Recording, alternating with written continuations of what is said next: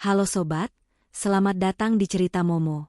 Siap-siap dengerin kisah yang bikin hati kamu panas, kepala pusing, dan air mata netes.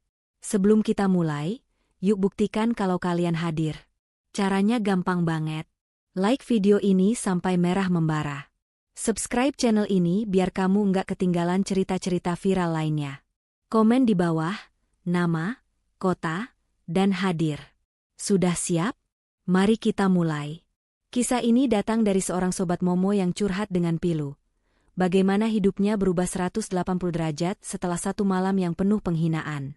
Malam di mana mertuanya berani bentak dan menghina ibunya sendiri. Gemericik air mancur yang menari-nari di tengah taman. Cahaya temaram dari lampu-lampu taman yang mewah. Malam itu seharusnya menjadi malam paling indah dalam hidupku. Malam di mana dua wanita paling penting dalam hidupku akhirnya akan duduk bersama di meja makan yang sama. Ibuku, wanita yang membesarkanku dengan penuh keringat dan air mata, dan Ibu Rani, mertuaku, wanita yang sejak awal memandangku dengan sebelah mata. Aku memandang Sinta, istriku, yang tampak begitu anggun dalam balutan gaun malamnya. "Sinta, kamu yakin ibu akan datang?" tanyaku cemas, memandangi meja makan panjang yang dipenuhi hidangan-hidangan mewah. Aku sengaja memesan koki terbaik untuk malam ini, demi memastikan semuanya sempurna. "Dia bilang akan datang, Mas. Tadi sore dia sudah telepon," jawab Sinta sambil tersenyum menenangkan.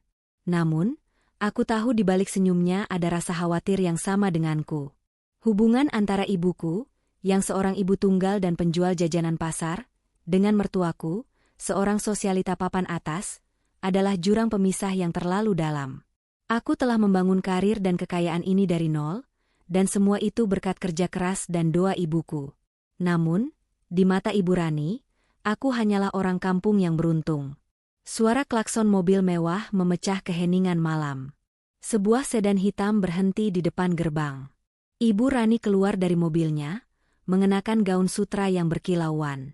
Sinta segera menghampirinya, mencium tangannya dengan hormat. Aku ikut menyalami.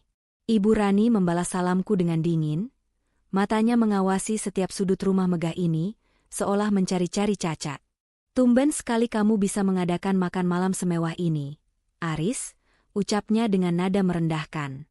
Ia memanggilku dengan namaku, bukan, "Nak," seperti mertua lain. "Siapa yang mengurus semua ini? Koki dari mana?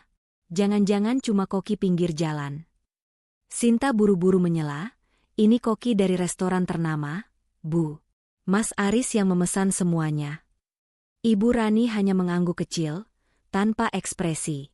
Tak lama kemudian, sebuah taksi berhenti di depan gerbang. Jantungku berdebar kencang. Ibuku turun dari taksi dengan senyum hangat di wajahnya. Ia mengenakan kebaya sederhana yang kupesankan. Meski sederhana, ia tampak begitu anggun dan bersahaja. "Mama," seruku, langsung memeluknya. Aku mencium tangannya dengan penuh kasih sayang. Ibu mengusap rambutku, matanya berkaca-kaca melihatku. "Kamu sudah besar, Nak. Rumahmu seperti istana," bisiknya. Mata Ibu Rani menyipit melihat pemandangan itu. "Oh, itu ibumu, Aris? Kenapa tidak pakai mobil yang layak? Naik taksi seperti itu tidak cocok dengan status kita." Nada bicaranya begitu sinis. Ibuku tersenyum sopan. "Maaf, Bu, saya tidak ingin merepotkan. Saya sudah biasa naik taksi." Kami pun duduk di meja makan. Aku menempatkan ibuku di sebelahku, berhadapan langsung dengan Ibu Rani. Makanan mulai dihidangkan. Tentu saja, piring pertama yang disajikan untuk Ibu Rani, disusul oleh Sinta, lalu aku, dan yang terakhir, ibuku. Aku melihat ibuku sedikit ragu-ragu memegang sendok garpu perak yang berkilauan. Ia tidak terbiasa dengan semua kemewahan ini. "Aris, ini benar-benar enak. Kamu harus coba," ucap ibuku, mencoba mencairkan suasana. Ibu tidak pernah makan makanan seistimewa ini. Ibu Rani memandang ibuku dari ujung kepala hingga ujung kaki dengan tatapan jijik. Ia meletakkan sendok garpu dengan bunyi nyaring yang memecah keheningan. "Makanan istimewa," katanya sambil terkekeh sinis. "Ibumu tidak pantas makan makanan seperti ini, Aris." Ini makanan untuk kaum terpandang. Kelihatannya ia lebih cocok makan nasi bungkus di warteg sana. Haha. Hatiku seperti ditusuk belati. Aku melihat wajah ibuku memucat. Senyum hangatnya lenyap. Sinta menundukkan kepalanya, tidak berani menatapku. Ibuku segera meletakkan sendoknya, tangannya gemetar. Maaf, Bu. Sepertinya saya sudah kenyang, bisik ibuku dengan suara bergetar. Ia menatapku dengan mata yang penuh permohonan, agar aku tidak membuat keributan. Aku mengerti, ia tidak ingin kehadirannya merusak malamku. Namun, amarahku sudah tak tertahankan. Ini bukan soal makanan. Ini soal harga diri. Ini soal bagaimana ibuku, yang telah mengorbankan segalanya untukku, diperlakukan seperti sampah oleh orang yang seharusnya menjadi keluargaku. Ibu Rani tak hanya menghina ibuku, ia juga menghina diriku.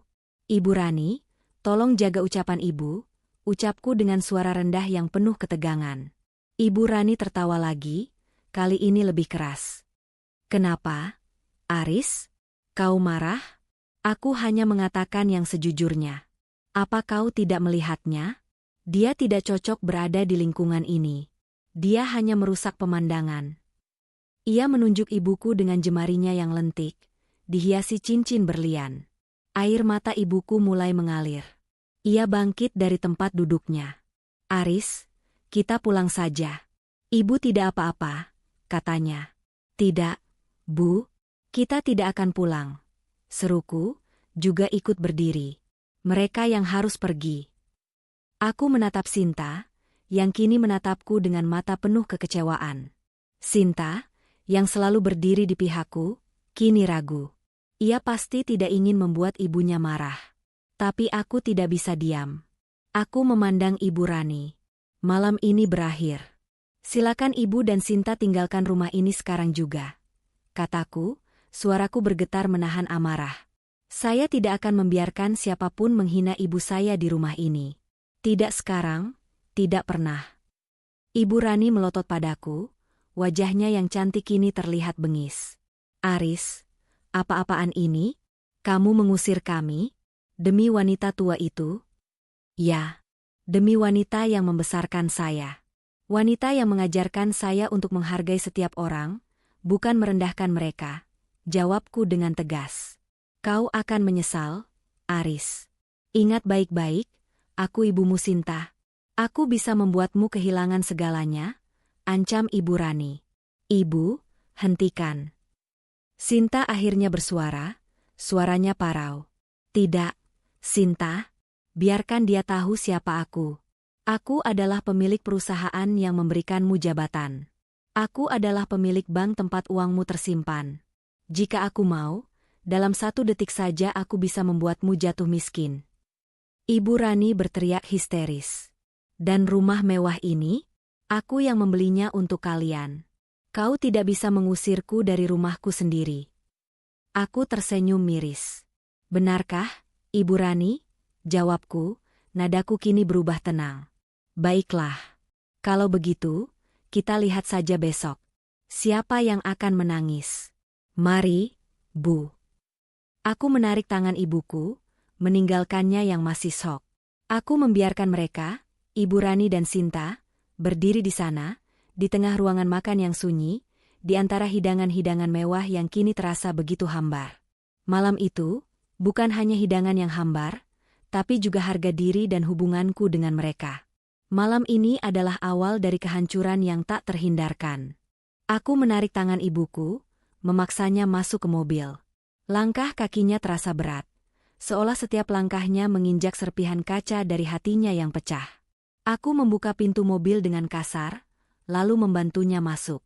Setelah ibuku duduk, aku membanting pintu mobil dan bergegas ke kursi pengemudi.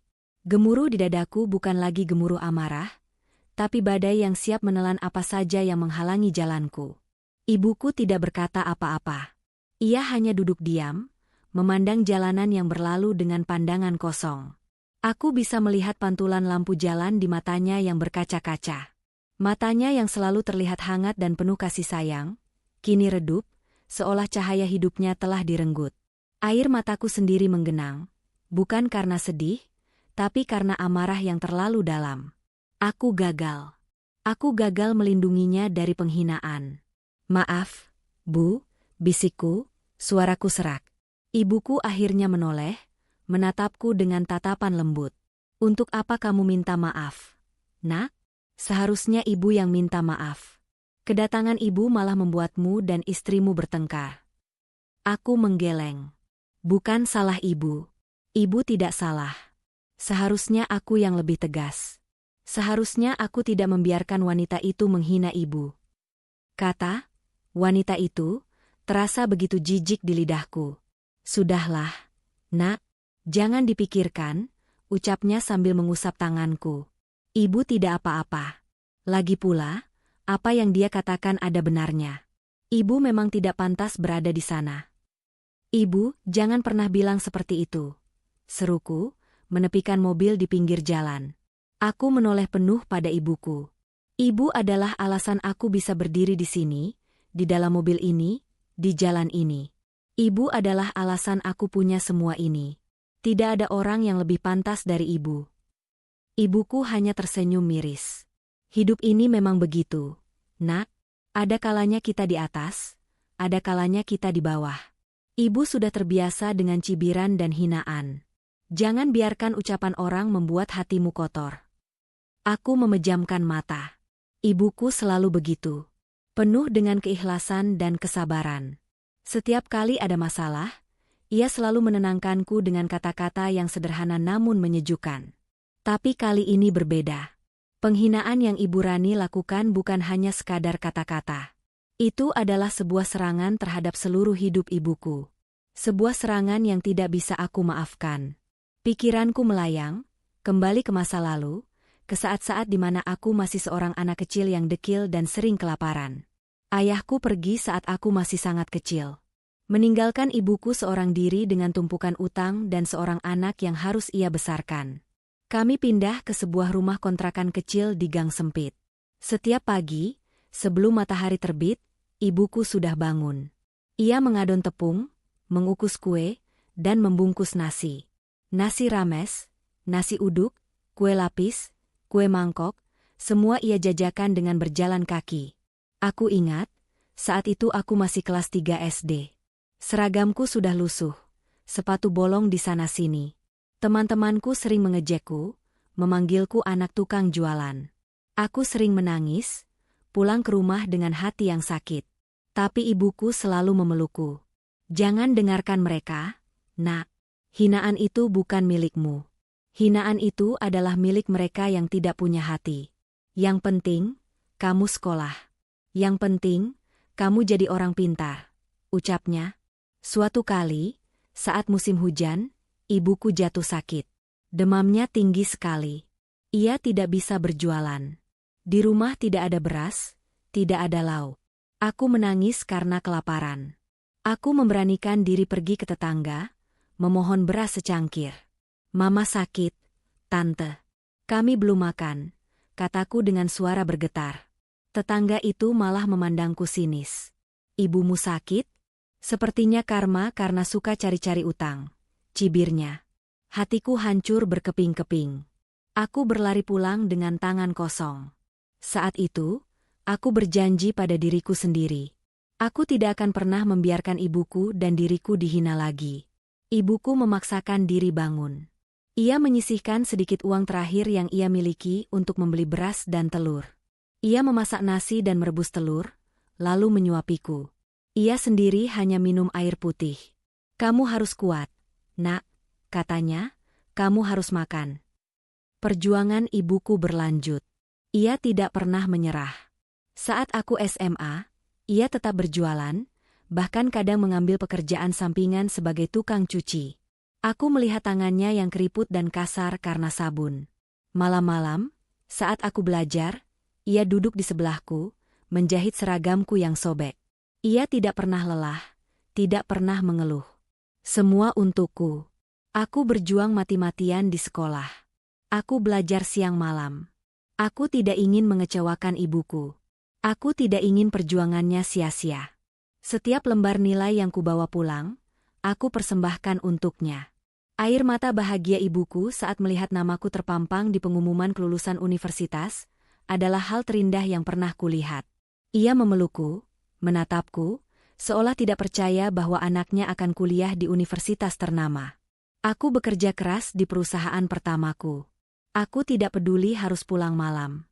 Aku tidak peduli harus lembur. Tujuanku hanya satu, membuat ibuku bahagia.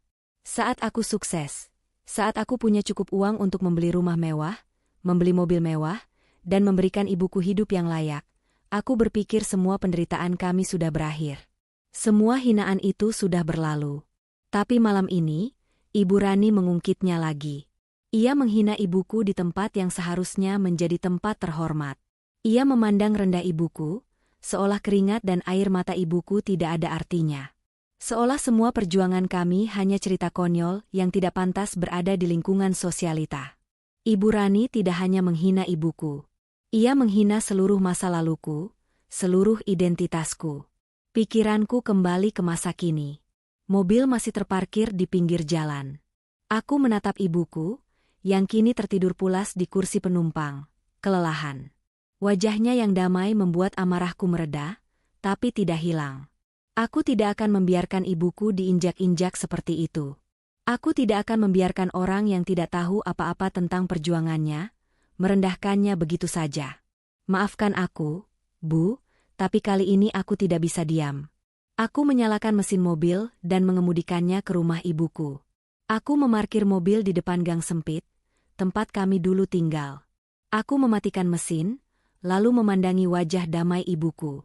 Aku mengusap rambutnya, berjanji dalam hati, aku akan membalas semua ini, Bu. Aku akan tunjukkan kepada mereka siapa ibuku, dan siapa diriku. Setelah mengantar ibuku ke rumahnya, aku kembali ke mobil dan mengemudikannya pergi. Malam sudah larut, tapi aku tidak peduli. Ponselku bergetar. Panggilan dari Sinta. Aku menolak panggilan itu. Panggilan dari Ibu Rani.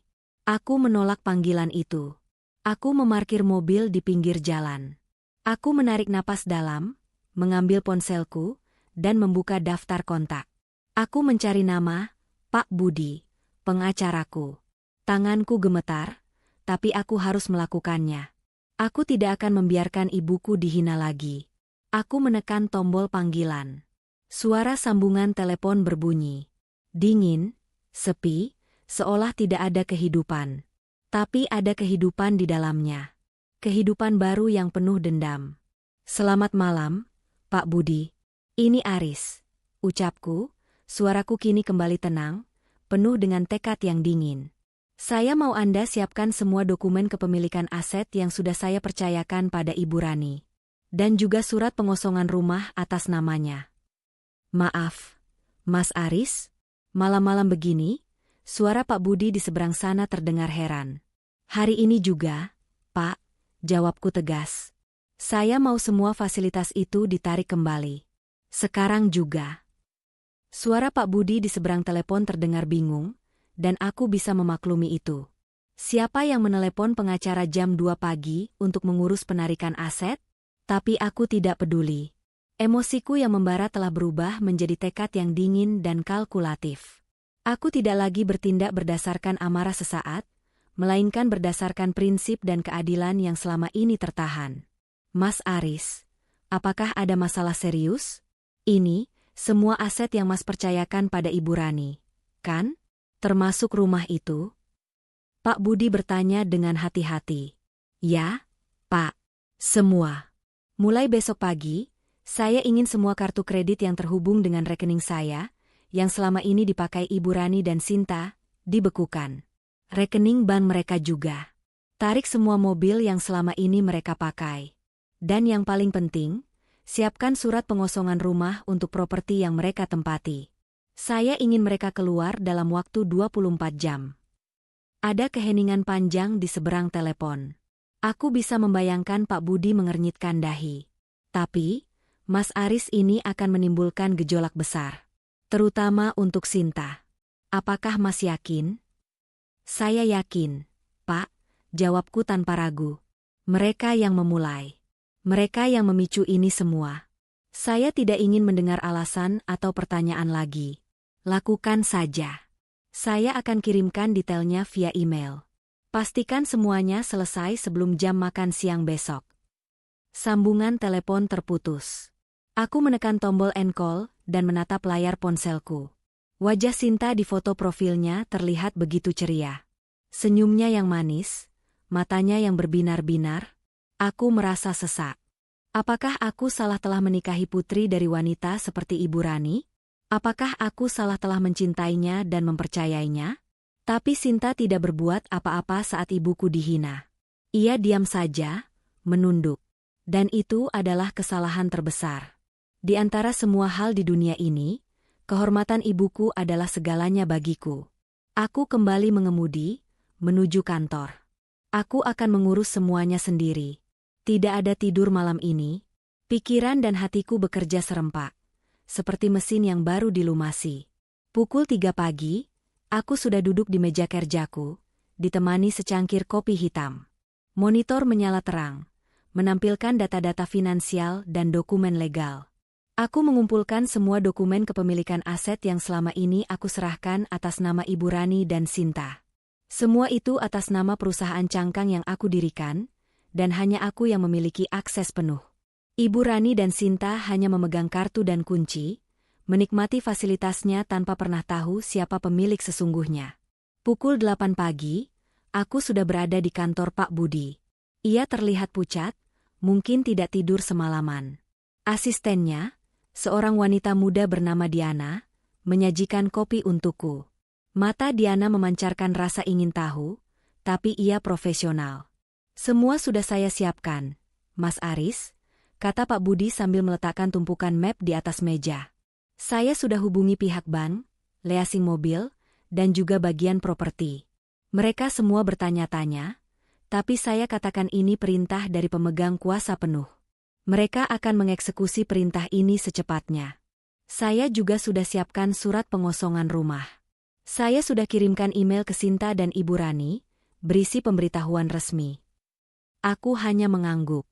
Tidak ada kata-kata yang keluar dari mulutku. Aku merasa kosong, seperti robot yang hanya menjalankan perintah. Aku membayangkan ekspresi wajah Ibu Rani ketika ia membaca email itu. Pasti ia akan tertawa dan mengira ini lelucon. Tapi ia akan segera sadar bahwa ini bukan lelucon. Di saat yang sama, di kediaman mewah yang ditinggali Ibu Rani dan Sinta, pagi itu dimulai seperti biasa. Ibu Rani sedang memilih-milih tas Hermes terbarunya yang ia incar. Ia berencana pergi ke arisan bersama teman-temannya.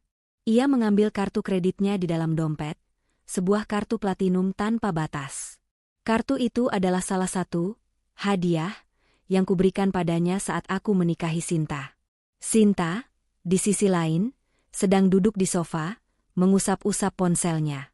Ia terlihat gelisah, berkali-kali mencoba meneleponku. Panggilannya tidak pernah tersambung. Ia juga baru saja membaca email dariku. Judulnya, Pemberitahuan Resmi. Ia membukanya, membacanya, dan menertawakan isinya.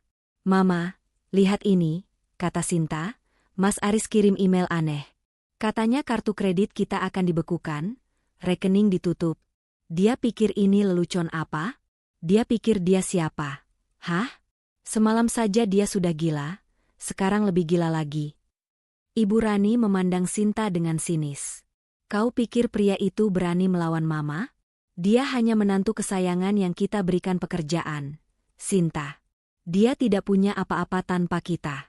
Coba saja, pakai kartu kredit itu. Buktikan dia hanya gertak sambal. Sinta mengambil kartu kreditnya. Ia memesan sebuah tas di situs belanja online. Setelah memasukkan semua data, ia menekan tombol beli. Layar ponselnya menampilkan pesan, transaksi ditolak. Sinta mengernyitkan dahi. Ia mencoba lagi, transaksi ditolak. Ada apa? Tanya Ibu Rani, wajahnya masih santai. Kartu kreditku tidak bisa dipakai, Sinta berkata dengan nada bingung. Ibu Rani tertawa. Pasti masalah teknis. Coba pakai punyaku. Ibu Rani mengambil kartu kredit platinumnya, yang selama ini tidak pernah gagal, dan mencoba membeli tas yang sama. Setelah memasukkan data, Ia menekan tombol, beli. Layar ponselnya menampilkan pesan yang sama, transaksi ditolak. Senyum Ibu Rani perlahan memudar. Ia mencoba menelepon bank. Layanan pelanggan memberitahunya bahwa semua akses ke rekeningnya telah diblokir karena adanya masalah legal. Ia membanting ponselnya. Apa-apaan ini? Ada apa? Teriaknya. Sinta mencoba membuka aplikasi mobile banking di ponselnya. Akses ditolak. Mereka panik. Mereka mencoba meneleponku, tapi tidak bisa. Mereka mencoba menelepon semua kenalan mereka, tapi tidak ada yang bisa membantu. Sementara itu, aku berada di kantor Pak Budi, menyaksikan semua ini dari jauh. Pak Budi membuka laptopnya. Sebuah mobil derek sedang menuju ke rumah mereka. Mas, katanya dengan hati-hati. Dan tim pengosongan rumah juga sudah siap. Mereka akan tiba sekitar pukul 11 siang ini. Aku menunduk. Bayanganku tentang Sinta yang menangis dan memohon, bayangan Ibu Rani yang berteriak histeris, membuatku merasa sedikit mual. Tapi kemudian, bayangan ibuku yang menunduk, wajahnya memucat, matanya berair, kembali hadir. Dan semua rasa mual itu lenyap, digantikan oleh tekad yang membaja. Aku melakukan ini bukan untuk kesenangan. Aku melakukan ini untuk keadilan. Tepat pukul 11 siang, sebuah mobil derek dan sebuah truk pengangkut barang tiba di depan gerbang rumah. Ibu Rani dan Sinta yang sudah panik sejak pagi, kini semakin histeris. Mereka melihat sekelompok pria berbadan tegap keluar dari truk, membawa surat. Ibu Rani langsung keluar dan membentak mereka. Kalian siapa? Berani-beraninya kalian datang ke rumahku? Pergi dari sini. Salah satu pria itu, yang tampaknya adalah ketua tim, menyerahkan sebuah surat kepada Ibu Rani. Ini surat perintah pengosongan, Bu. Kami diminta untuk mengambil alih properti ini. Tolong siapkan barang-barang pribadi Anda. Ibu Rani membaca surat itu, matanya melebar. Di sana tertera nama perusahaan cangkang milikku, dan di bawahnya, tanda tangan Pak Budi, pengacaraku. Apa-apaan ini? Ini pasti ulah Aris. Aku tahu dia, teriaknya. Ia merobek-robek surat itu, melemparnya ke wajah pria itu. Dia tidak punya hak. Rumah ini milik kami. Aku yang membelinya. Aku yang membayarnya. Dengan segala hormat, Bu. Dokumen yang kami miliki menunjukkan properti ini milik Tuan Aris sepenuhnya. Dia hanya meminjamkannya kepada Anda, kata pria itu dengan tenang. Sinta melihat semua itu. Ia berlari ke dalam, mengambil kunci mobil. Ia mencoba menyalakan mobil, tapi mobil tidak menyala. Ia mencoba lagi. Tidak ada respon. Pria derek itu mendekat. Maaf, Nona. Mobil ini akan kami derek. Ini juga milik Tuan Aris. Sinta menangis. Ia tidak bisa percaya. Ia merasa seperti semua ini adalah mimpi buruk. Tapi ini nyata. Semua kemewahan yang selama ini ia nikmati, semua kenyamanan yang selama ini ia anggap miliknya, kini ditarik kembali dalam hitungan jam. Aku memandang layar komputerku, di mana kamera pengawas di depan rumah menampilkan pemandangan itu. Ibu Rani berteriak-teriak histeris, menunjuk-nunjuk, sementara Sinta menangis, terduduk di pinggir jalan. Mereka tidak lagi mengenakan pakaian mahal, karena semua pakaian mahal mereka sudah dikemasi. Kini mereka hanya mengenakan piyama, lusuh dan tidak terurus. Semua barang mereka, termasuk tas-tas dan perhiasan mahal, telah ditarik dan dibawa pergi. Mereka hanya diperbolehkan membawa koper kecil berisi beberapa pakaian. Aku mematikan monitor. Tugas selesai. Mereka telah kehilangan segalanya. Tapi aku tidak merasa bahagia. Aku hanya merasa kosong. Kemenangan ini bukan kemenangan yang manis. Kemenangan ini adalah harga dari kehormatan ibuku. Dan aku tahu, perjalananku belum selesai. Ini hanya permulaan. Senja datang terlalu cepat bagi mereka. Warna jingga yang seharusnya indah, kini terasa seperti bara api yang membakar kehampaan. Ibu Rani dan Sinta duduk di trotoar, di depan gerbang rumah yang dulunya adalah istana mereka. Koper kecil berisi beberapa pakaian adalah satu-satunya harta yang tersisa. Wajah mereka yang tadi pagi masih angkuh, kini pias dan basah oleh air mata. "Mama, kita mau kemana?" Sinta bertanya, suaranya parau. Ia memeluk lututnya, menatap nanar ke arah rumah yang kini dijaga oleh satpam yang entah dari mana. "Diam, Sinta. Ini semua pasti salahmu. Kamu tidak bisa membujuk Aris." Ibu Rani membentak, kemarahannya belum hilang. Ia masih tidak bisa menerima kenyataan. Ia masih mengira ini adalah sandiwara gila yang sedang dimainkan menantunya. Sinta menggeleng, air matanya mengalir lebih deras. "Aku sudah coba, Ma. Aku sudah telepon, tapi dia nggak angkat. Ini salah Mama. Kalau Mama tidak menghina Ibu Aris, semua ini tidak akan terjadi." Bentakan Ibu Rani membuat beberapa orang yang lewat menoleh. Tatapan kasihan dan bisikan-bisikan sumbang membuat Ibu Rani merasa seperti tontonan. Ia merasa terhina. Selama ini, ia adalah pusat perhatian, seorang sosialita yang dihormati. Kini, ia hanya seorang wanita tua yang duduk di pinggir jalan, basah oleh keringat dan air mata. Ia bangkit, menarik tangan Sinta. "Kita tidak bisa diam di sini. Kita harus ke rumah teman-teman Mama." Mereka berjalan kaki, menyusuri jalanan yang ramai. Setiap mobil mewah yang melintas, setiap restoran mewah yang mereka lewati, terasa seperti cambuk. Itu adalah dunia mereka, dunia yang kini menolak mereka. Mereka mencoba menelepon teman-teman arisan Ibu Rani. Pertama, Tante Mita, sahabatnya. "Halo, Mita? Ini aku, Rani." Suara Ibu Rani terdengar memohon, tapi masih ada sisa-sisa kesombongan di dalamnya. "Aku sedang ada masalah. Bisakah aku dan Sinta menginap di rumahmu malam ini? Hanya 1 atau 2 malam saja." Terdengar suara Tante Mita di seberang sana. "Rani, kamu kenapa? Tadi ada kabar aneh soal rumahmu. Kata suamiku, Aris menarik kembali semua aset. Benar?" Ibu Rani menggigit bibirnya. "Itu hanya masalah kecil, Mita. Tolong, ya? Aku janji besok akan aku jelaskan semuanya." "Maaf ya, Rani. Suamiku tidak mengizinkan. Dia bilang, jangan dekat-dekat dengan orang yang punya masalah legal. Takutnya nanti kita juga ikut kena imbas. Cari tempat lain saja, ya? Maaf, aku sibuk." Sambungan telepon terputus. Ibu Rani menatap Sinta, wajahnya pucat. "Mita, dia tidak mau bantu," bisiknya tak percaya. Mereka mencoba menghubungi teman-teman yang lain. Hasilnya sama. Mereka semua menolak dengan berbagai alasan. Takut kena masalah, sedang di luar kota, atau bahkan tidak mengangkat telepon sama sekali. Dunia yang mereka bangun di atas uang dan status, kini hancur begitu saja. Malam semakin larut. Perut mereka mulai bergejolak.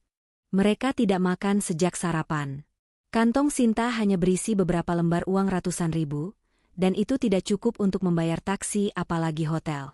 Mereka memutuskan untuk mencari tempat yang aman untuk tidur. Sebuah taman kota yang biasanya terlihat indah, kini terasa begitu menakutkan. Suara-suara serangga, hembusan angin dingin, dan bayangan-bayangan di setiap sudut membuat mereka merinding. Sinta meringkuk di bangku taman, menggigil kedinginan. Ia memeluk tas kecilnya erat-erat.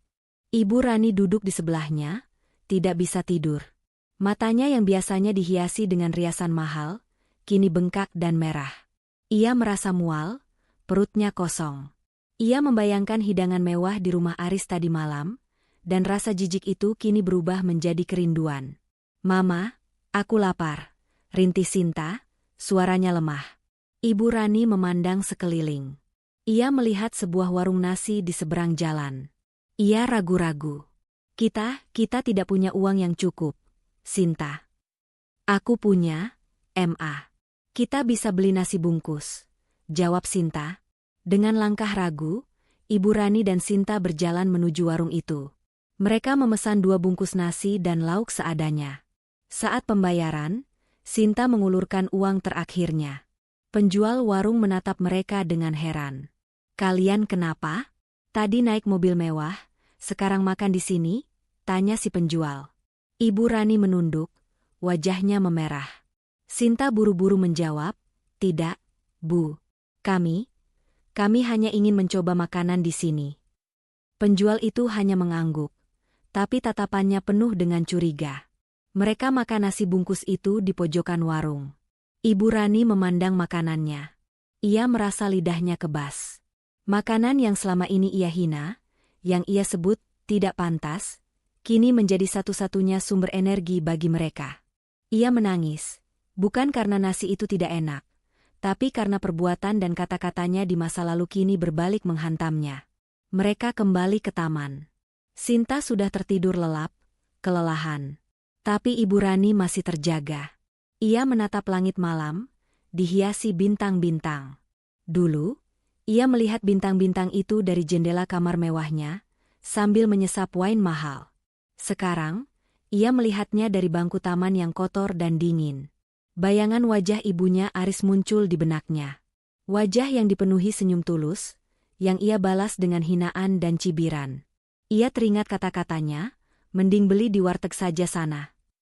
Kini, ironisnya, ia dan putrinya yang harus makan di warteg. Tuhan tidak pernah tidur. Karma itu nyata. Ia merangkul tubuhnya yang kedinginan, tidak ada yang bisa disalahkan kecuali dirinya sendiri. Keesokan paginya, mereka bangun dengan tubuh kaku dan sakit. Sinta menangis, "Ma, kita tidak bisa seperti ini terus. Kita harus menghubungi Aris." "Tidak," seru Ibu Rani, harga dirinya masih tersisa sedikit. "Kita akan cari pekerjaan. Kita bisa bekerja apa saja.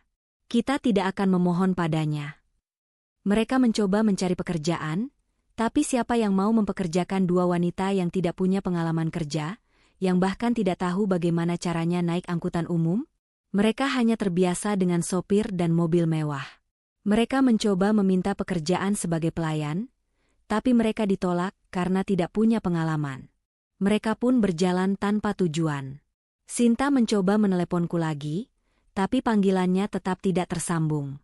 Ia mengirimiku pesan, memohon, menangis, tapi aku hanya membaca pesan itu tanpa membalasnya. Aku harus kuat. Aku tidak boleh goyah. Ibuku telah terluka begitu dalam. Balas dendamku harus sampai tuntas. Akhirnya, mereka kehabisan uang. Mereka tidak punya pilihan lain. Mereka harus mengemis. Sebuah tindakan yang selama ini selalu mereka hina dan pandang rendah. Dengan malu, mereka menadahkan tangan di pinggir jalan. Beberapa orang memberikan uang receh, beberapa lagi hanya meludah. Mereka merasakan perihnya hinaan yang dulu mereka berikan pada orang lain. Malam berikutnya, mereka tidur di sebuah emperan toko yang sepi. Angin malam menusuk tulang. Ibu Rani memeluk Sinta, yang kini menggigil hebat. Ini bukan lagi soal uang. Ini soal bertahan hidup. Ibu Rani memandang putrinya yang menangis di pelukannya. Ia menyadari, semua ini adalah kesalahannya. Semua ini adalah akibat dari kesombongan dan keangkuhannya. Air matanya menetes, membasahi wajah Sinta. Ia menyesal, tapi penyesalan itu datang terlambat. Hari-hari bagi Ibu Rani dan Sinta berubah menjadi siksaan yang tak berkesudahan. Tubuh mereka yang terbiasa hidup nyaman kini remuk redam. Kelaparan dan kedinginan menjadi teman akrab. Mereka tidak lagi mengenali diri mereka sendiri. Sinta yang dulu selalu ceria dan penuh semangat, kini hanya sosok ringkih yang sering demam dan batuk. Ibu Rani yang angkuh, kini berjalan menunduk, menutupi wajahnya dengan kerudung kusam, berharap tidak ada yang mengenali dirinya. Di sisi lain, hatiku tidak pernah tenang. Setiap pagi, aku terbangun dengan bayangan ibuku yang terhina dan bayangan Sinta yang menangis. Aku tahu, apa yang kulakukan adalah hal yang benar. Tapi, apakah ini yang ibuku mau? Pertanyaan itu terus menggerogoti pikiranku. Aku memutuskan untuk mengunjungi ibuku. Saat aku masuk rumahnya yang sederhana, aroma masakan yang familiar langsung menyambutku. Ibuku sedang menata kue dagangannya di atas meja. Ia tersenyum saat melihatku. Namun, matanya tidak bisa menyembunyikan kekhawatiran. "Ada apa, Nak? Kamu terlihat lelah," tanyanya sambil mengusap pipiku. "Ibu, apa ibu tahu tentang Sinta dan Ibu Rani?" tanyaku ragu-ragu. Ibuku menunduk, menata ulang kue-kue itu. "Ibu tahu. Kabar itu cepat sekali menyebar, bahkan sampai ke gang sempit ini. Beberapa tetangga cerita. "Bagaimana perasaan ibu?" tanyaku.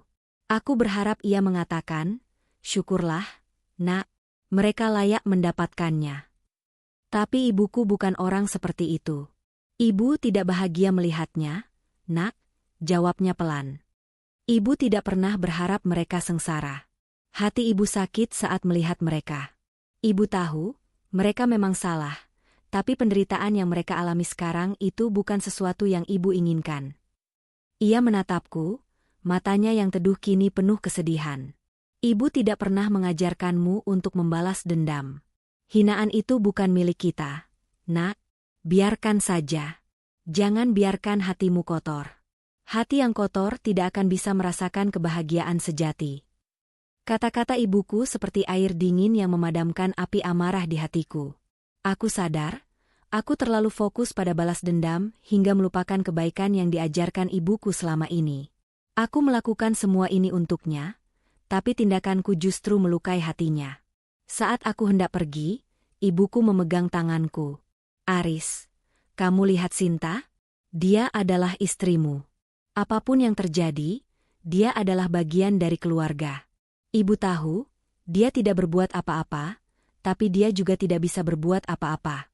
Tolong, nak, jangan biarkan penderitaan ini berlarut-larut. Maafkan mereka." Hatiku hancur mendengar permohonan itu.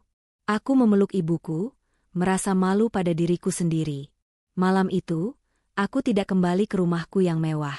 Aku menginap di rumah ibuku, tidur di kamar lamaku, di atas kasur yang sama, dan dengan selimut yang sama. Aku memejamkan mata, membiarkan kenangan masa lalu dan kata-kata ibuku membanjiri pikiranku. Aku memikirkan Sinta. Bagaimana kabarnya?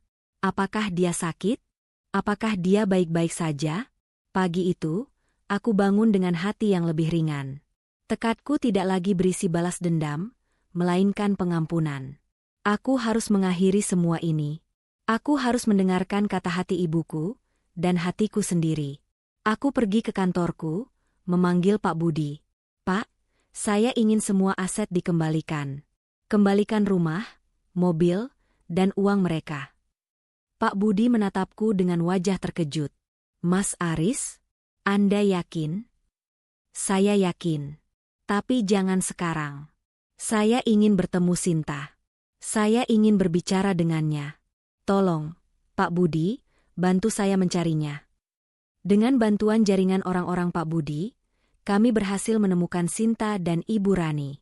Mereka berada di sebuah rumah singgah sederhana yang dikelola oleh sebuah yayasan. Kondisi mereka sangat memprihatinkan. Sinta terlihat kurus kering, matanya cekung, dan batuknya tak berhenti. Ibu Rani juga terlihat sangat tua, rambutnya acak-acakan, wajahnya pucat. Seseorang dari yayasan mengatakan bahwa Sinta demam tinggi sejak semalam. Aku meminta mereka dirawat di rumah sakit swasta terbaik, dan biaya pengobatannya akan aku tanggung. Saat Ibu Rani dan Sinta tiba di rumah sakit, Sinta tidak sadarkan diri. Ibu Rani hanya bisa menangis melihat putrinya terbaring lemah. Saat itulah aku datang. Aku masuk ke kamar rawat Sinta. Ibu Rani, yang sedang duduk di samping ranjang, menoleh. Matanya membulat, menatapku dengan tatapan tak percaya. Ia tidak berteriak, tidak membentak. Ia hanya diam, menatapku, seolah melihat hantu. "Bagaimana Sinta?" tanyaku pelan. Ibu Rani tidak menjawab. Ia hanya terus menatapku. Tangannya gemetar. Ini ulahmu," bisiknya, suaranya parau. "Ya, ini semua salahku," jawabku, membuat Ibu Rani terkejut. Aku terlalu dibutakan oleh amarah. Tapi aku tidak ingin melihat Sinta seperti ini. Aku juga tidak ingin ibu seperti ini. Aku menyesal. Mata Ibu Rani mulai berkaca-kaca. Air mata mengalir deras dari matanya yang bengkak. Ia tidak bisa berkata-kata. Ia melihatku, menantunya, orang yang telah membuat hidupnya hancur, kini berdiri di sana dengan penyesalan yang tulus. "Aku akan mengembalikan semuanya, Bu," kataku. "Tapi, kita harus bicara." Aku mengajak Ibu Rani ke kafe di rumah sakit. Kami duduk berhadapan. Aku membiarkannya bicara lebih dulu.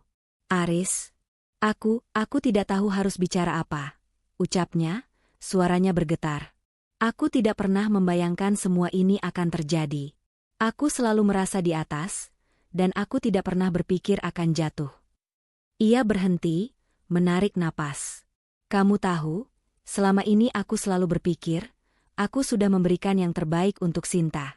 Aku memberikan dia semua kemewahan, semua kenyamanan. Tapi aku lupa satu hal, aku lupa mengajarkan dia untuk menjadi manusia.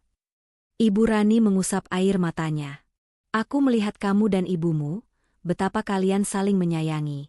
Ibuku juga membesarkanku sendiri, tapi dia tidak pernah mengajarkan aku untuk menghargai orang lain. Dia hanya mengajarkanku untuk mengejar status dan uang. Dan aku mencontohnya. Ia menatapku dengan mata penuh penyesalan. Aku salah, Aris.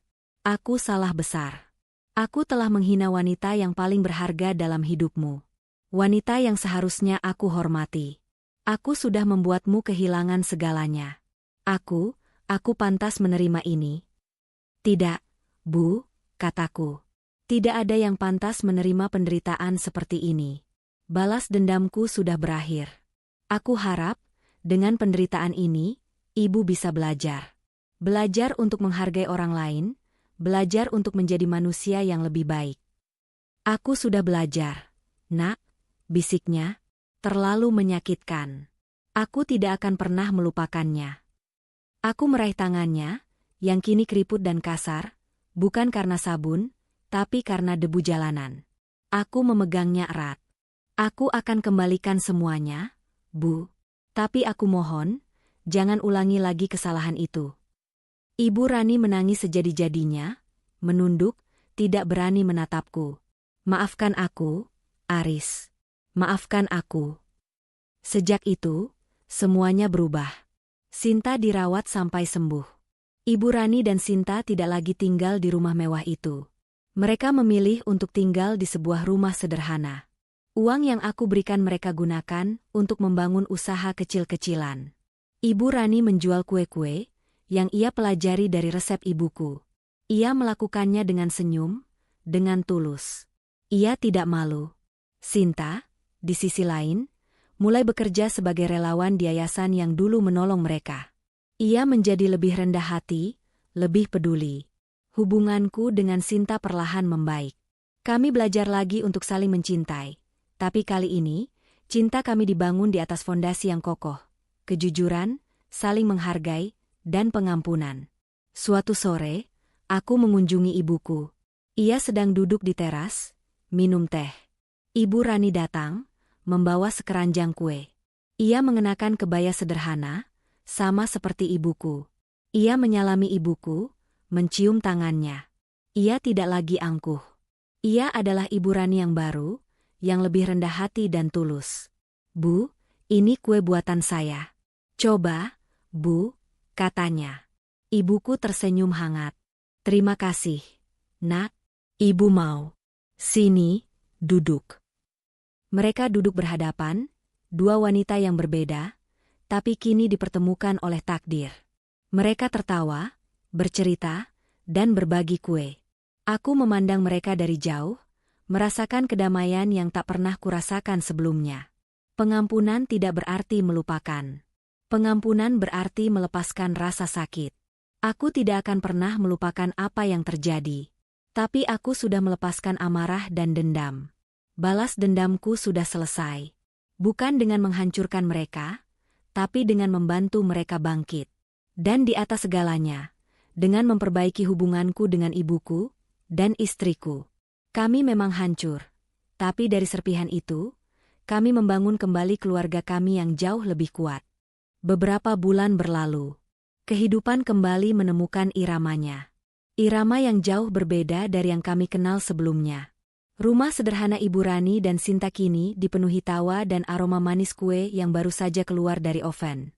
Di dapur kecil yang sesak, Ibu Rani dengan cekatan mengemas kue-kue buatannya, sementara Sinta membantunya menempelkan label dan mengikat pita. "Ma, ini pesanan terakhir hari ini. Tuan Amir sudah di depan," kata Sinta, menyodorkan 2 kotak kue.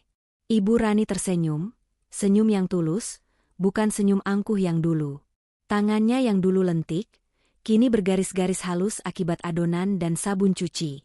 Alhamdulillah. Akhirnya selesai juga, bisiknya. Kamu istirahat dulu, nanti mama yang antar. Enggak, Ma, biar Sinta saja. Mama kan capek. Sinta membalas. Ia melirik Ibu Rani yang tampak lelah, tapi matanya berbinar-binar penuh kebahagiaan. Sinta pergi ke teras, tempat Tuan Amir, mantan kolega ayahnya, menunggu. Tuan Amir adalah salah satu dari sedikit orang yang tidak menjauhi mereka setelah semua kejadian itu. Tentu saja, ia datang bukan untuk berbisnis, tapi lebih karena rasa penasaran. Ia masih ingat Ibu Rani yang dulu selalu membanggakan kekayaannya. "Halo, Tuan Amir. Ini kuenya," kata Sinta sambil tersenyum. Tuan Amir mengambil kotak kue itu. "Sinta, ini ibumu sendiri yang bikin?"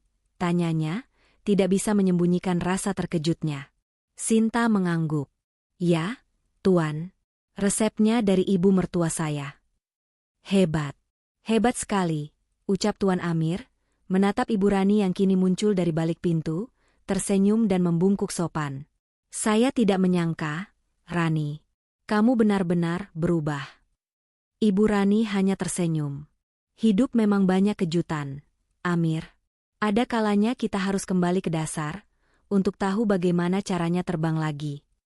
Percakapan singkat itu membuat Sinta bangga.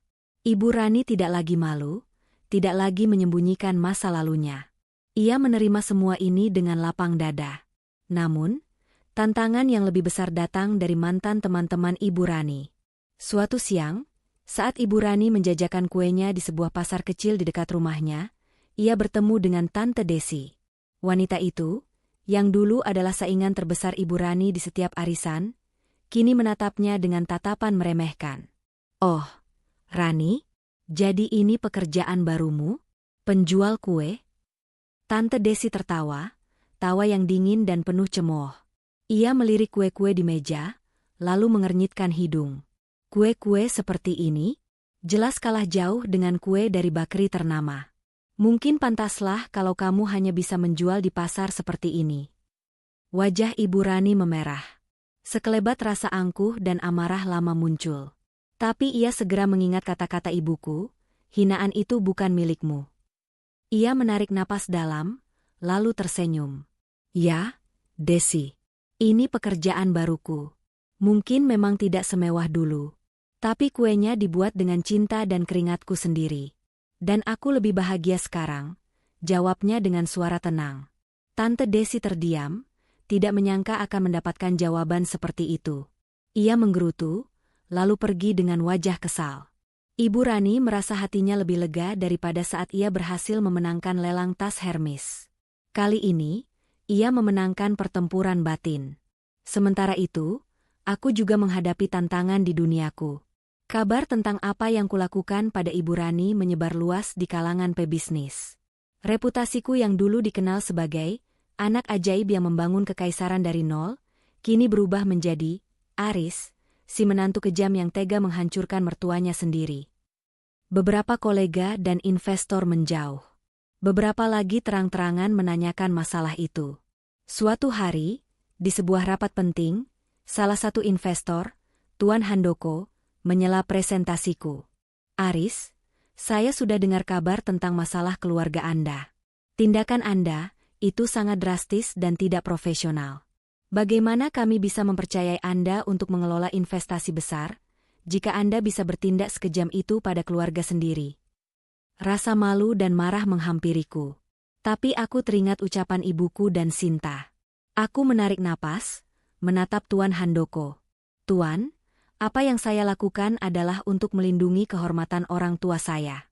Saya tidak akan membiarkan siapapun menghina beliau. Keputusan itu mungkin terlihat kejam di mata banyak orang. Tapi bagi saya, kehormatan dan keadilan adalah hal yang paling utama.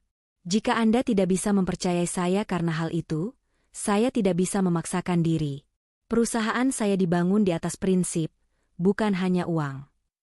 Jawaban itu membuat semua orang di ruangan terkejut. Tuan Handoko terdiam, lalu menatapku dengan tatapan berbeda. Saya mengerti, Aris. Mungkin saya yang salah menilai, bisiknya.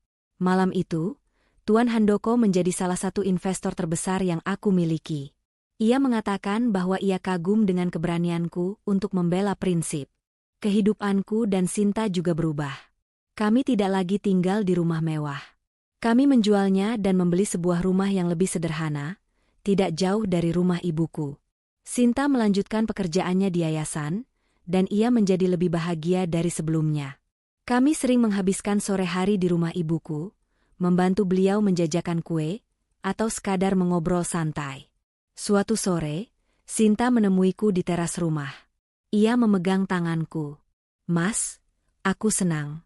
Aku benar-benar senang, katanya. Senang kenapa? Tanyaku sambil tersenyum. Senang karena semua ini terjadi, jawabnya. Aku terkejut. Aku dulu buta, Mas. Aku pikir kebahagiaan itu ada di barang-barang mewah.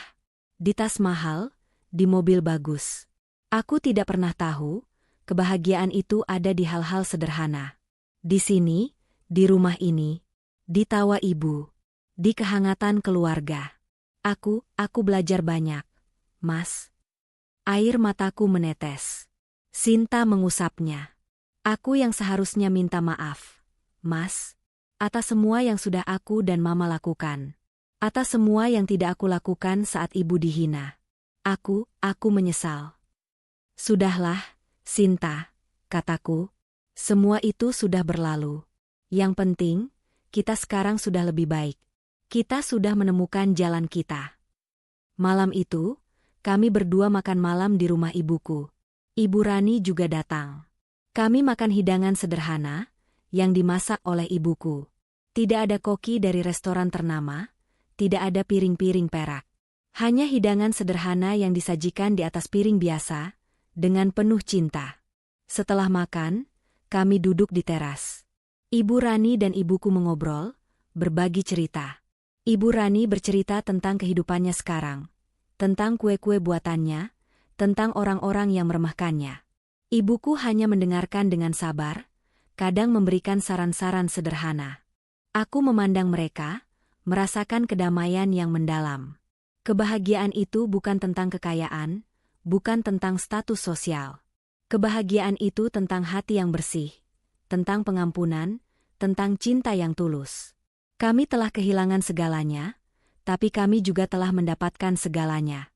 Kami memang hancur, tapi dari serpihan itu, kami membangun kembali keluarga kami yang jauh lebih kuat, lebih tulus, dan lebih bahagia. Tantangan baru muncul saat musim hujan tiba. Permintaan kue Ibu Rani tiba-tiba melonjak karena banyak acara indoor. Ia kewalahan.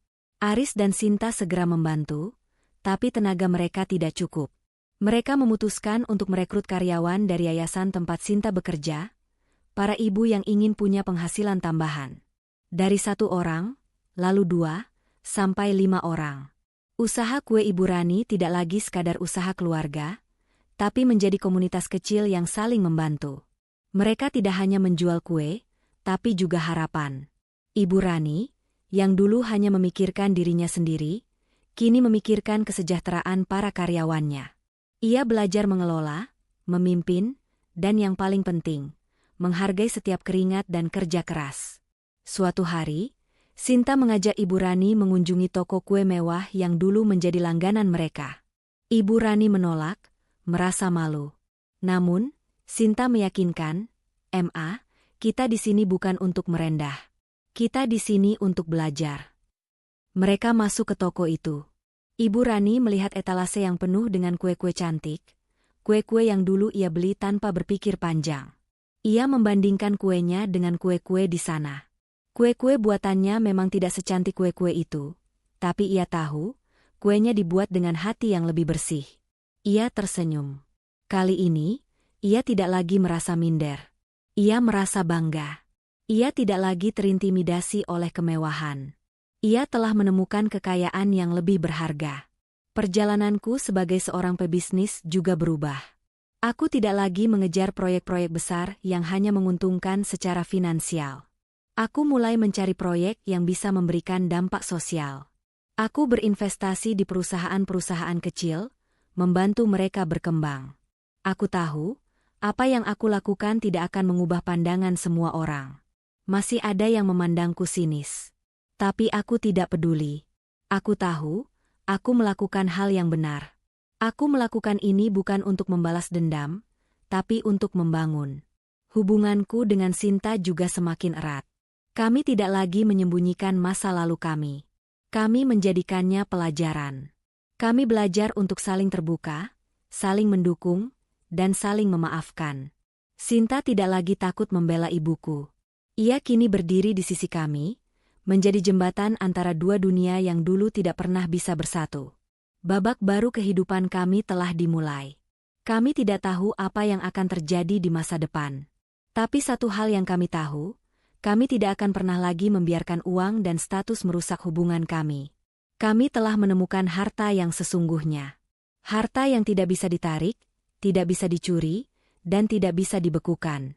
Harta yang bernama cinta, pengampunan, dan keluarga. Dan itulah kekayaan yang paling berharga. Kedamaian yang kami rasakan terasa begitu utuh, seperti selembar kain yang baru dijahit.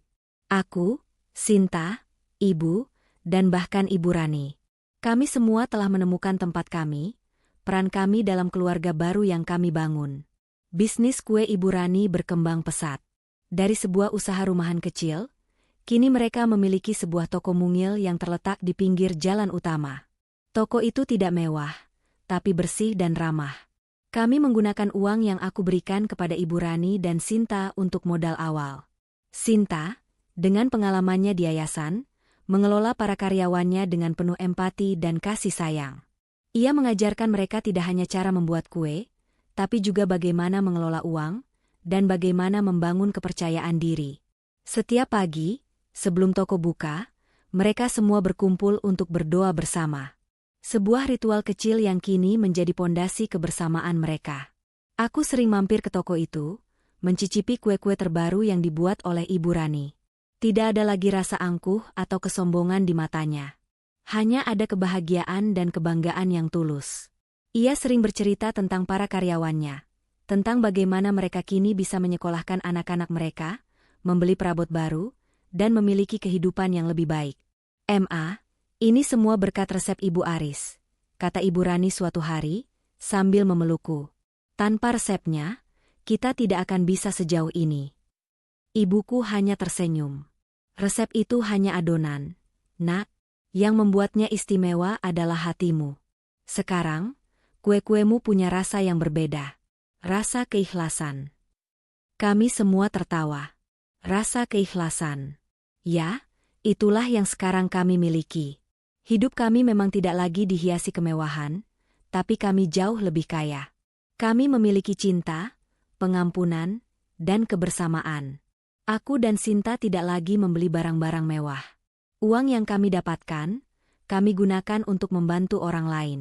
Kami mendirikan yayasan kecil, yang fokus pada pemberdayaan ekonomi ibu-ibu rumah tangga, persis seperti yang dilakukan ibuku dulu.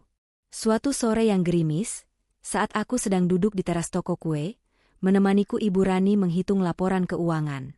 Sebuah mobil taksi berhenti di depan toko.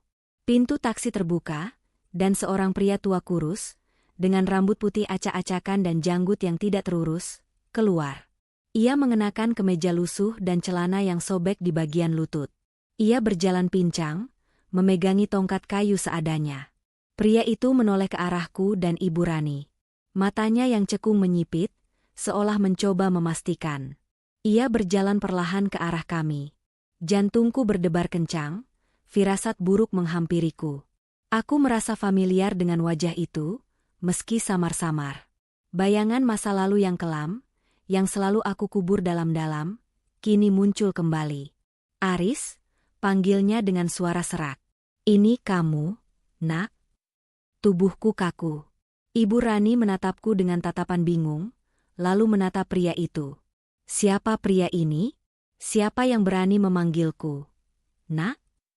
Hanya ada satu orang. Hanya satu orang yang pernah menghilang dari hidupku, meninggalkan luka yang dalam dan tidak tersembuhkan. Ayah, bisikku, suaraku nyaris tak terdengar. Pria itu mengangguk. Air mata mengalir di pipinya yang keriput. Ya, Nak, ini ayah. Aku pulang. Kata, pulang, itu terasa seperti cambuk. Pulang?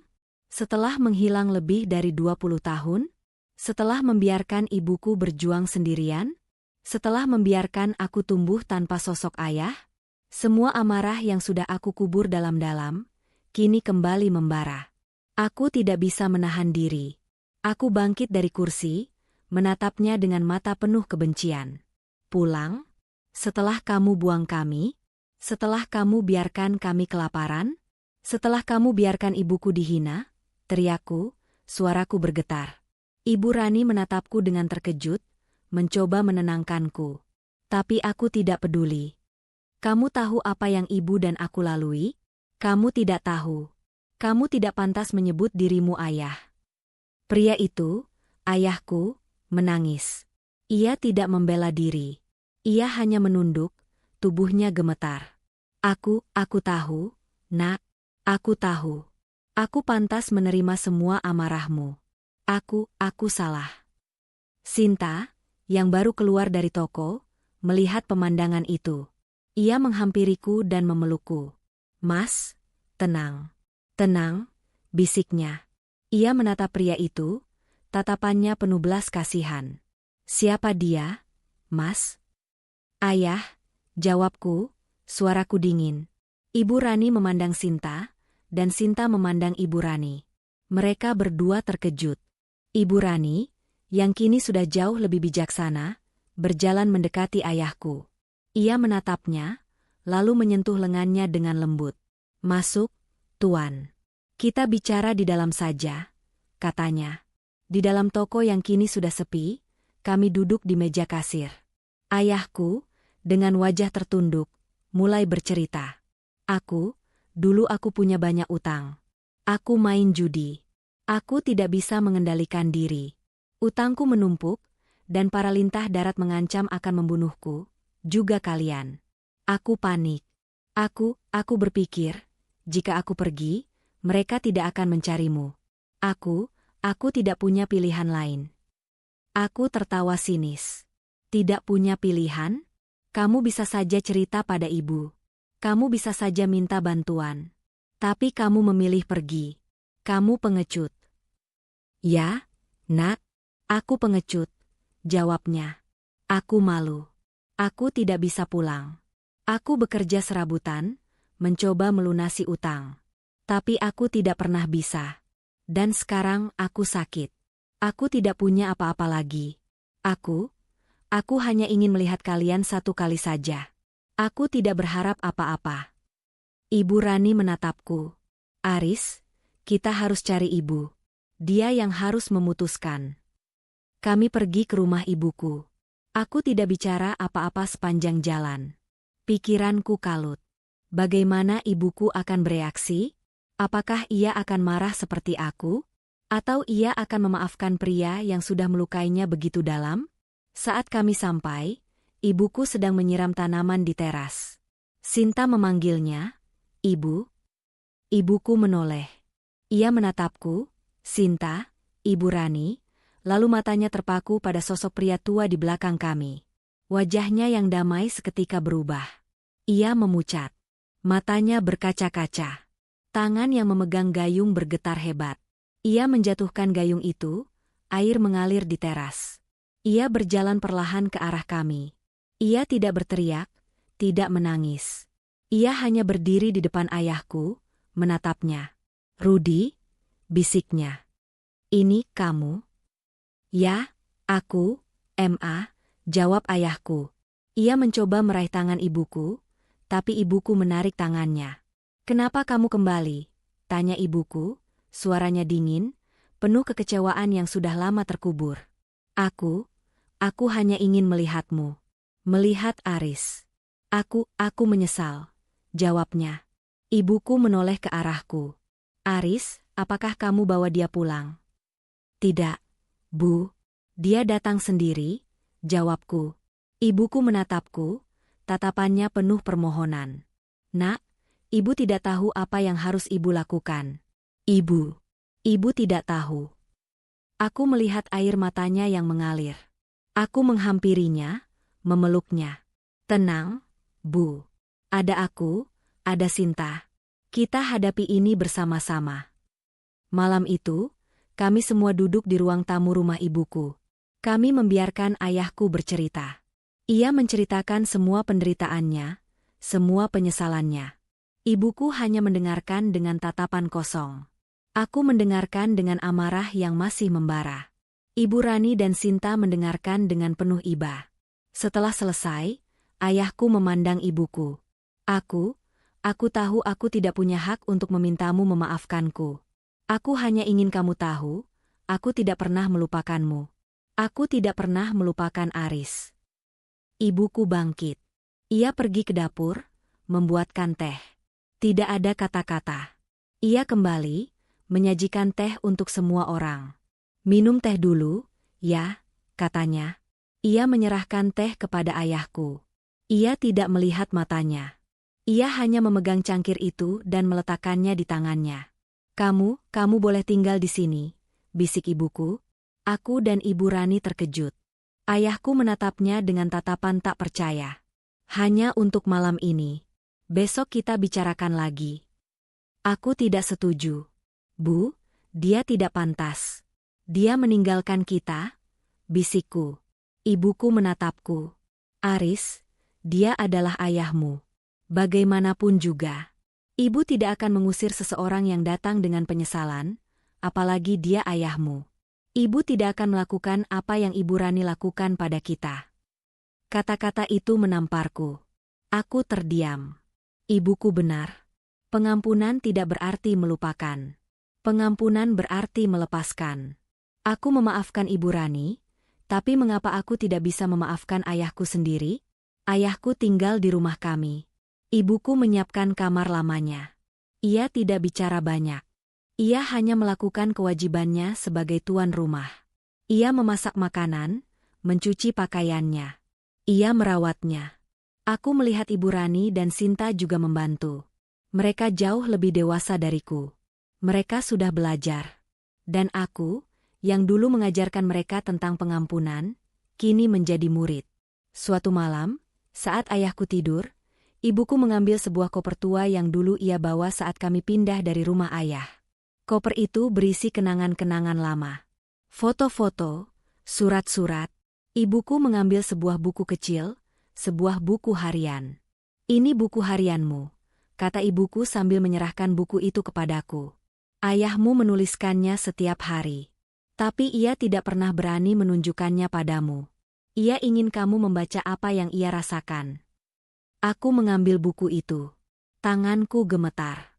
Aku membawanya ke kamarku dan membacanya. Setiap lembar di buku itu adalah curahan hati seorang ayah yang hancur. Ia menulis tentang penyesalannya, tentang betapa ia mencintaiku dan ibuku, tentang bagaimana ia merasa gagal. Ia menulis tentang bagaimana ia selalu melihat kami dari jauh, dan bagaimana ia selalu merasa ingin kembali, tapi terlalu malu dan takut.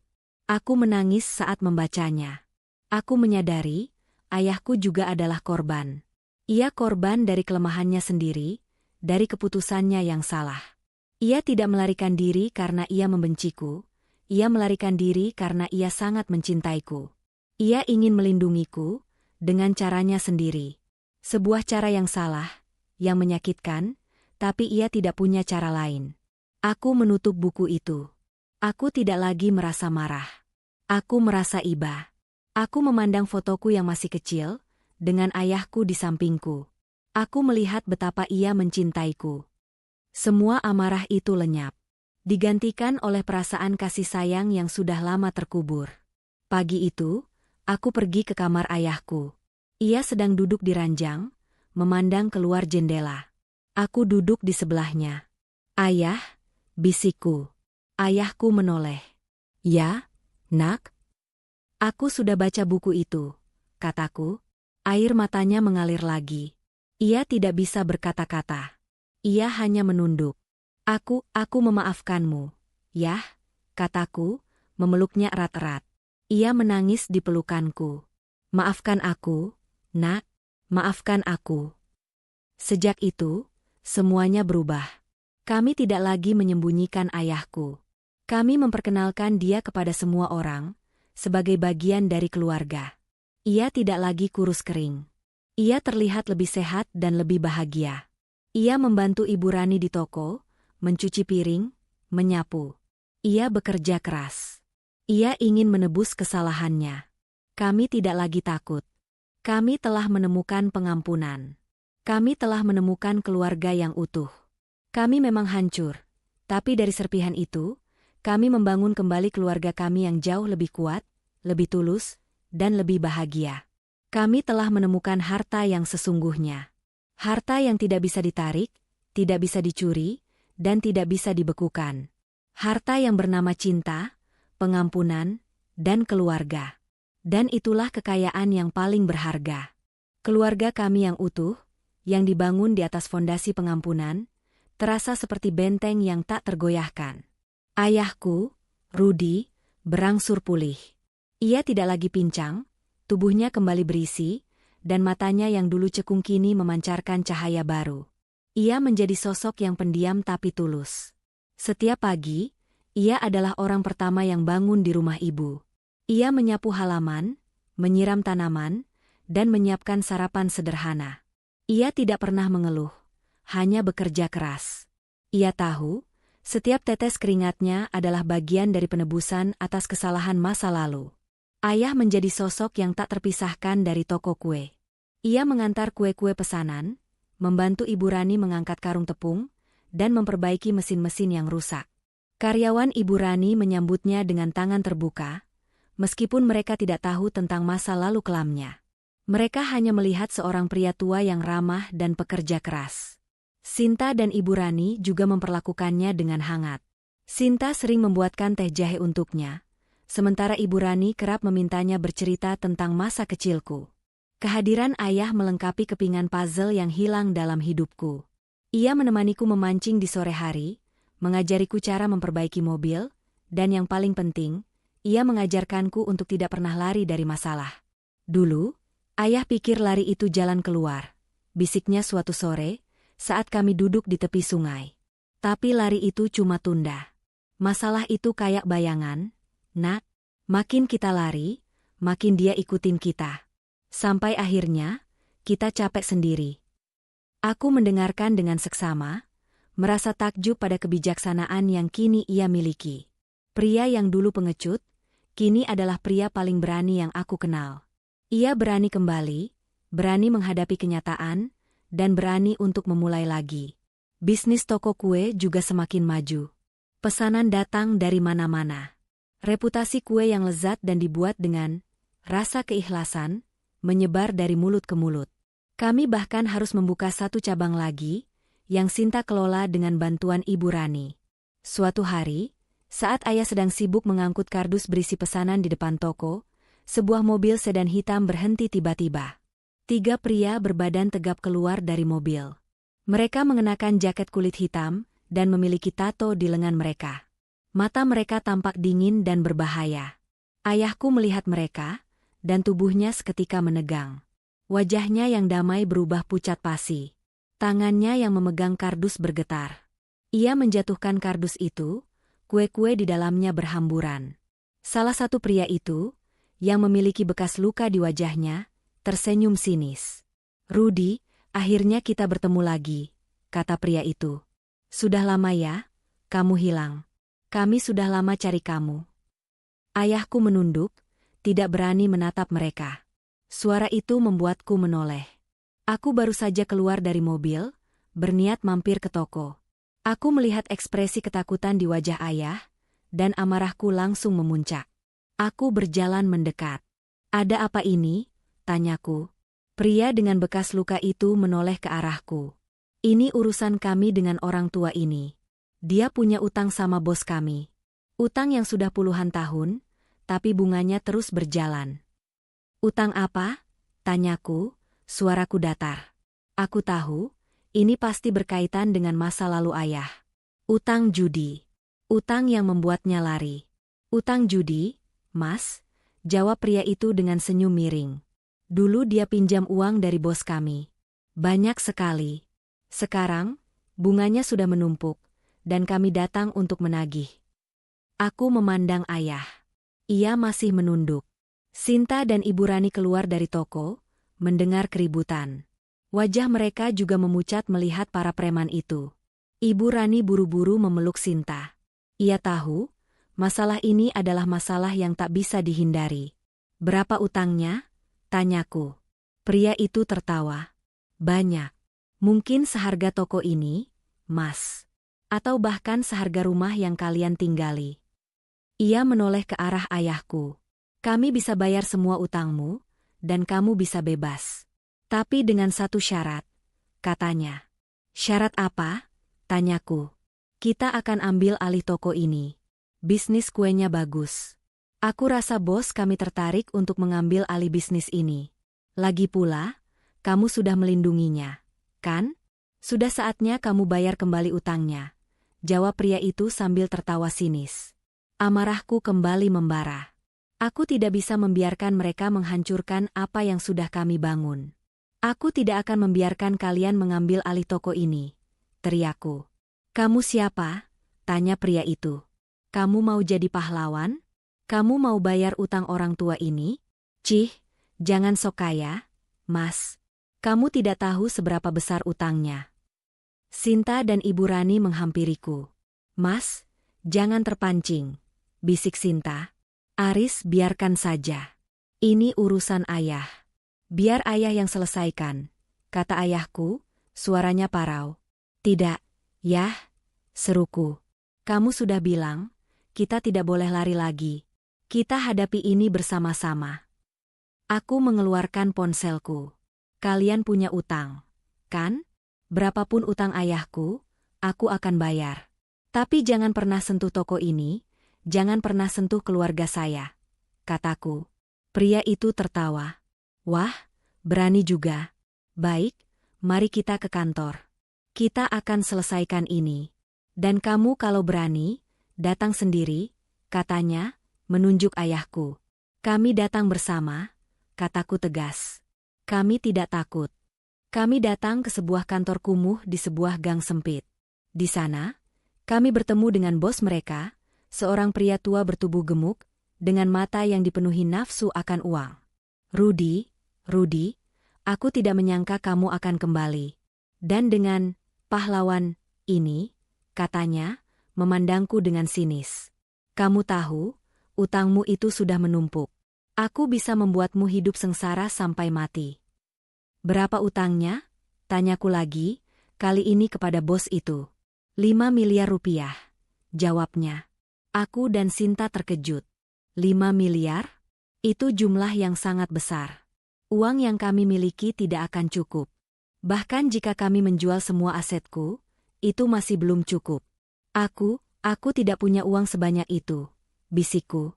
Nah, kalau begitu, kami ambil alih toko kalian. Itu sudah lebih dari cukup, jawab bos itu, sambil tersenyum lebar. Ayahku menunduk, menangis. Ia merasa bersalah. Ia merasa telah menghancurkan keluarga yang sudah berjuang keras untuk membangun kebahagiaan.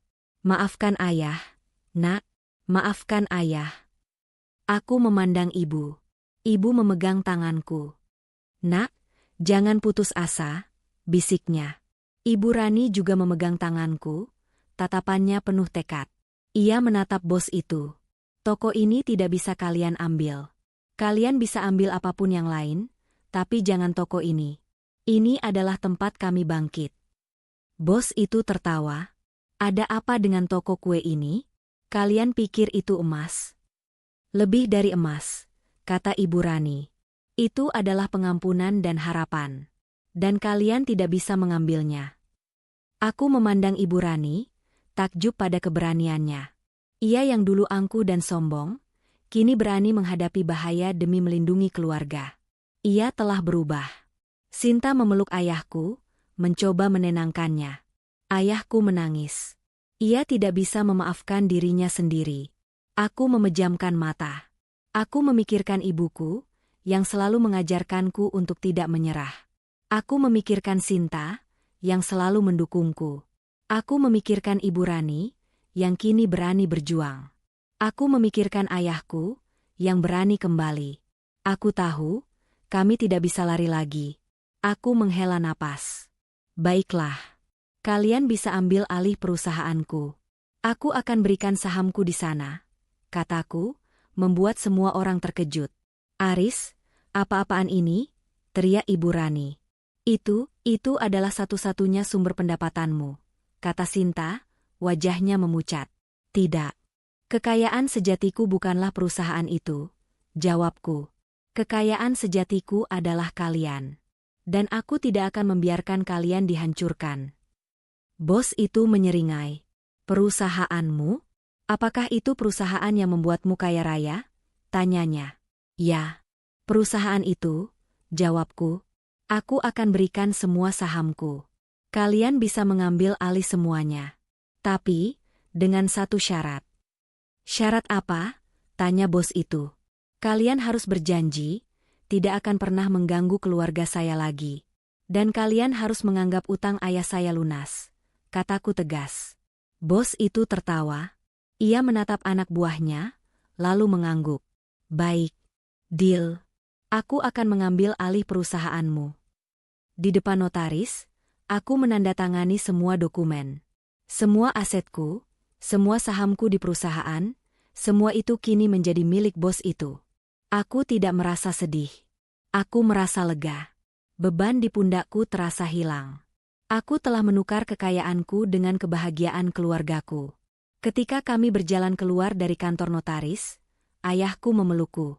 Nak, kamu sudah korbankan semuanya untuk ayah, bisiknya.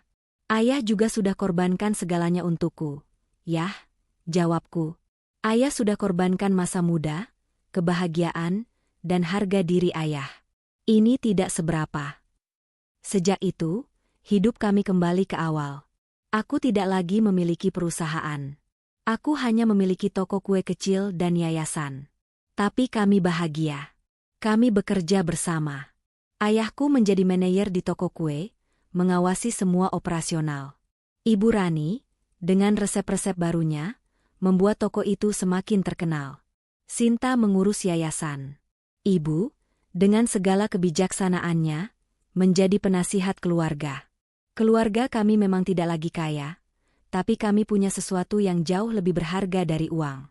Kami punya kebersamaan, kami punya cinta, kami punya pengampunan. Kami telah melewati badai yang menguji kami. Kali ini, kami tidak hanya hancur, tapi juga bangkit. Kami telah membuktikan bahwa kekayaan sejati tidak diukur dari seberapa banyak uang yang kita miliki, melainkan seberapa kuat cinta yang kita miliki. Suatu sore, aku duduk di teras toko kue. Ayah, Ibu, Sinta, dan Ibu Rani duduk bersama di meja. Mereka berbagi cerita, tertawa, dan makan kue buatan mereka sendiri. Aku melihat wajah-wajah mereka. Wajah-wajah yang penuh keriput, wajah-wajah yang penuh garis-garis lelah, tapi mata mereka memancarkan kebahagiaan yang tulus. Aku tahu, kami tidak lagi di atas. Kami tidak lagi di bawah. Kami ada di tengah-tengah. Kami adalah keluarga. Dan itulah kekayaan yang paling berharga. Setelah semua badai berlalu, hidup kami benar-benar kembali ke titik nol. Aku, Aris, tidak lagi memiliki perusahaan. Namaku tidak lagi dikenal di kalangan pebisnis sebagai anak ajaib, melainkan sebagai mantan pengusaha yang bangkrut. Beberapa rekan bisnis yang dulu kagum padaku kini menjauh, menganggapku bodoh karena menukar kekayaan dengan keluarga yang, di mata mereka, hanya membawa masalah. Namun, kami tidak peduli. Kami justru merasa lebih tenang dan damai. Setiap pagi, aku pergi bekerja di toko kue. Bukan sebagai pemilik, melainkan sebagai karyawan yang mengelola operasional. Ibu Rani menjadi manajer utama, dan dengan pengalamannya yang dulu sebagai sosialita, ia memiliki cara unik dalam melayani pelanggan. Ia tidak lagi melihat orang dari dompetnya, melainkan dari senyum di wajah mereka saat mencicipi kue buatannya. Toko kue kami menjadi semacam magnet bagi banyak orang. Bukan hanya karena kuenya yang lezat, tetapi karena suasana kekeluargaan yang begitu kental. Aku, Sinta, Ayah, Ibu, dan Ibu Rani, kami semua ada di sana. Kami melayani pelanggan, mengobrol, dan bercanda. Pelanggan yang datang seringkali terkejut melihat kehangatan yang terpancar dari kami. Ada yang bahkan bertanya, apakah ini bisnis keluarga? Dan kami semua akan tersenyum dan menjawab, ya, ini adalah keluarga yang berbisnis. Tantangan finansial masih ada. Uang yang kami miliki hanya cukup untuk menutupi biaya operasional dan upah karyawan. Namun, kami tidak pernah kekurangan. Karyawan kami, yang dulunya adalah ibu-ibu yang membutuhkan, kini sangat setia. Mereka tahu bahwa di toko ini, mereka tidak hanya bekerja, tetapi juga mendapatkan keluarga. Ketika suatu hari kami kesulitan membayar bahan baku, mereka bahkan menawarkan untuk bekerja tanpa dibayar. Kami menolak, tentu saja, tapi hati kami sangat terharu. Ayah, sosok yang dulunya pengecut, kini menjadi pilar keluarga. Ia tidak pernah absen. Setiap pagi ia datang lebih dulu, menyapu, mengepel, dan memastikan toko dalam keadaan bersih. Ia juga membantu mengangkat barang-barang berat, dan di waktu senggang, ia menceritakan kisah-kisah masa mudanya kepada para karyawan. Kisah-kisah yang penuh dengan penyesalan, tapi juga penuh dengan pelajaran.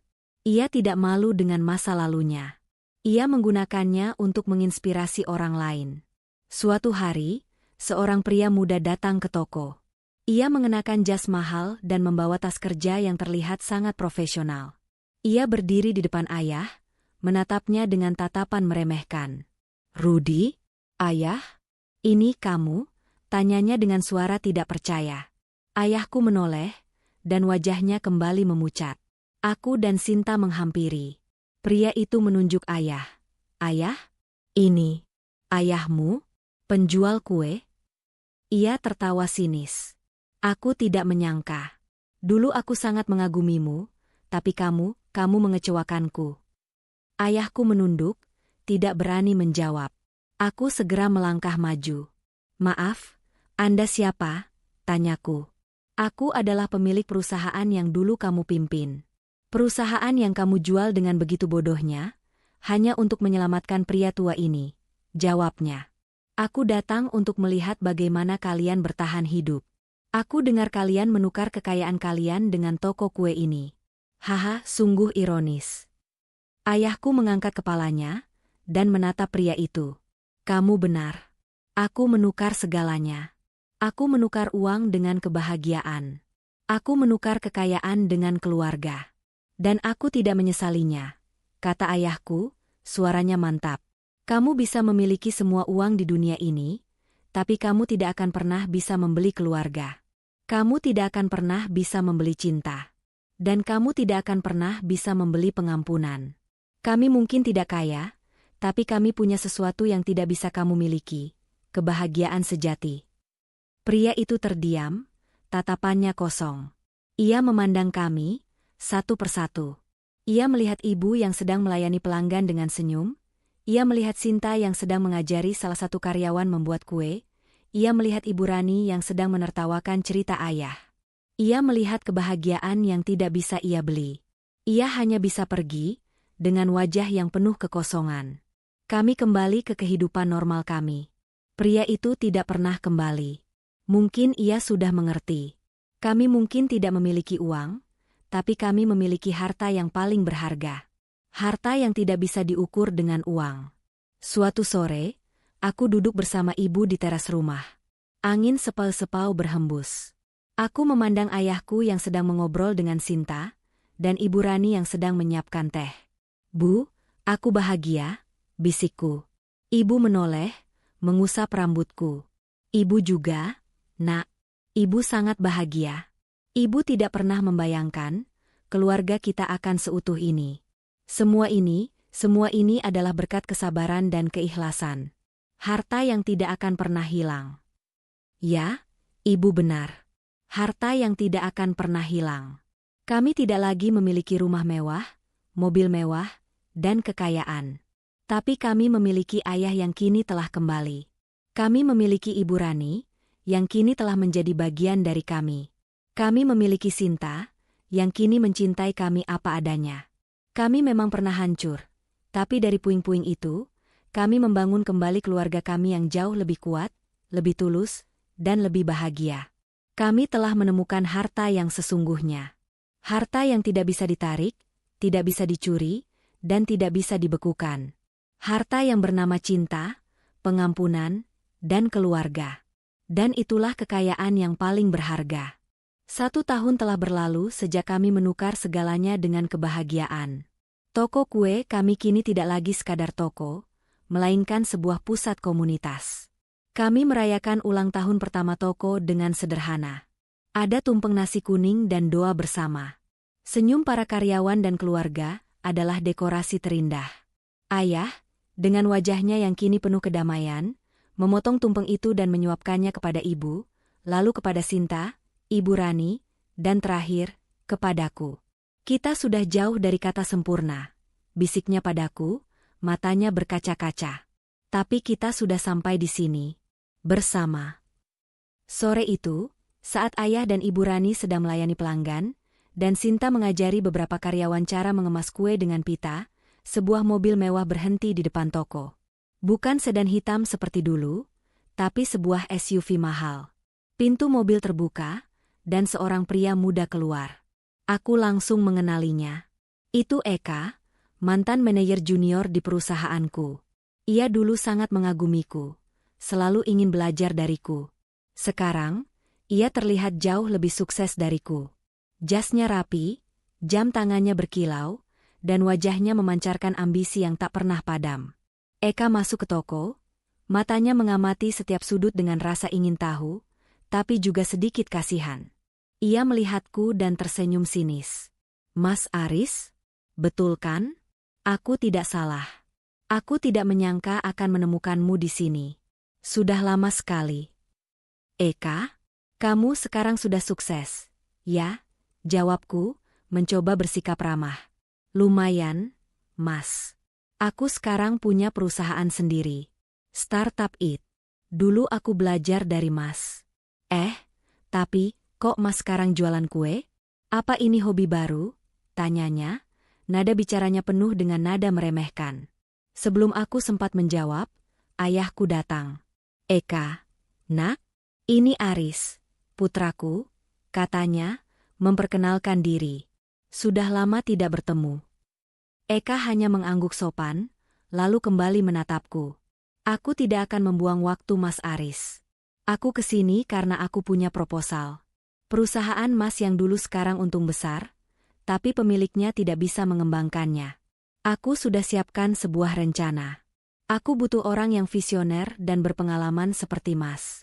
Aku akan jadikan Mas sebagai CEO, dan kita bisa mengambil alih perusahaan itu lagi. Kita bisa kembali ke puncak, Mas. Mendengar itu, Sinta dan Ibu Rani ikut mendekat.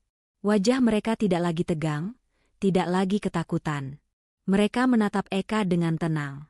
Itu tawaran yang menarik. Eka, kata Sinta, tersenyum. Tapi Mas Aris sudah punya pekerjaan. Dia mengurus toko kue ini. Eka tertawa. Pekerjaan? Sinta, Mas Aris ini seorang visioner, bukan pedagang kue. Ini hanya buang-buang waktu. Bukan buang-buang waktu, kata Ibu Rani, suaranya mantap. Di sini, kami membangun lebih dari sekadar uang. Kami membangun keluarga, kami membangun harapan, kami membangun rasa keikhlasan. Eka memandang Ibu Rani dengan heran, lalu menatap ayah.